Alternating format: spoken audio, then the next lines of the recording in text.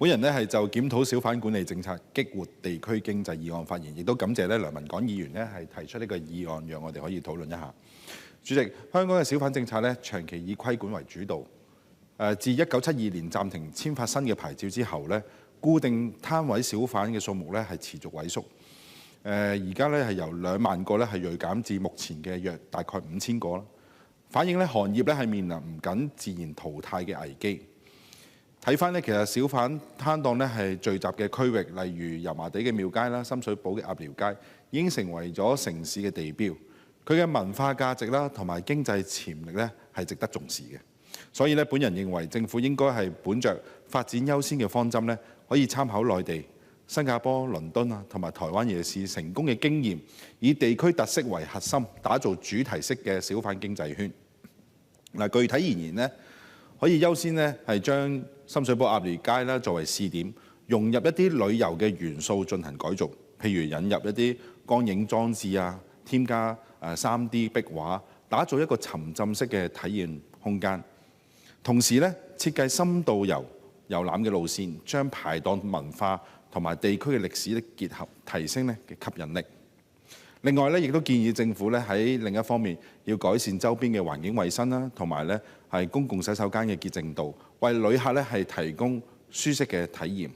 而另一方面咧，亦都可以通過網絡平台加強宣傳，對接旅遊網站推廣深度遊，呢一啲咧都係活化小販經濟嘅關鍵舉措。至於睇翻郭偉強議員嘅修正案呢，係包含咗放寬經營限制、推動市集試點等積極嘅元素。但係咧，本人呢係經過權衡利弊後，我係傾向呢係棄權嘅。原因呢係由於咧，本人擔心咧全港性放寬可能會引發管理風險同埋利益失衡嘅問題。因為睇翻咧梁文廣議員最主要咧就係就住固定嘅嗰啲嘅小販排檔咧，係提出今次嘅議案。因為咧睇翻公共治理嘅角度睇咧，如果街頭小販向來咧其實係容易產生一啲阻街啊、噪音啊同埋食安等等嘅問題。